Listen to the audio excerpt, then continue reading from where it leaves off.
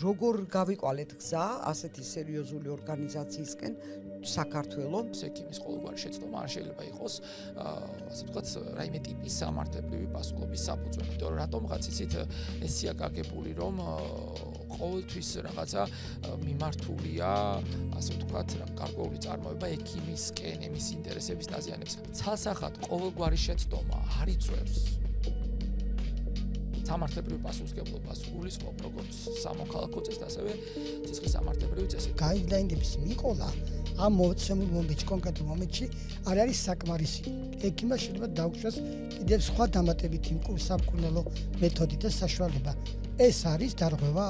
სამედიცინო პერსონალის, ასე ვთქვათ, დარღვევის ხასიათი და ხარისხი დამოკიდებულია მის გამოცდილებაზე. შესაბამისად, ამ ადამიანს აქვს პრეტენზია, რომ სახელმწიფოს აქვს პრობლემა, რომ ვერ მოხდა ხუთი აპირების დასჯა. ექსპერტები წერენ სისხლის სამართლის საქმეებზე დასკვნებში, რომ აი ამ შემთხვევაში გაიზრდებოდა მაგალითად 60%-ით გადარჩენის შანსი. რაღაცა რომ ვიღაცის ნათლია და ნათლულია, ძირითადად კურსელი და ასე შემდეგ. გინდა 90-იანი წლების სტუდენტი იყავი და გინდა 21 საუკუნის ყველაზე კარგად აღჭურვილ კლინიკაში გადიოდე, თუ არ ხარ ექიმი, არ ხარ ექიმი. ხევსურეთში საერთოდ განათლება არ ქონდა, თავის ქალის ტრეპანაციას აკეთებდნენ და მოტეხილობებში გენიალური ის ჰქონდათ შედეგები და დაჭრილობების მოვლაში. გარდაცვლილად არ აცხადებენ მანამ, სანამ არ მოიწურება ბოლომდე ის სადაზღვეო ლიმიტი.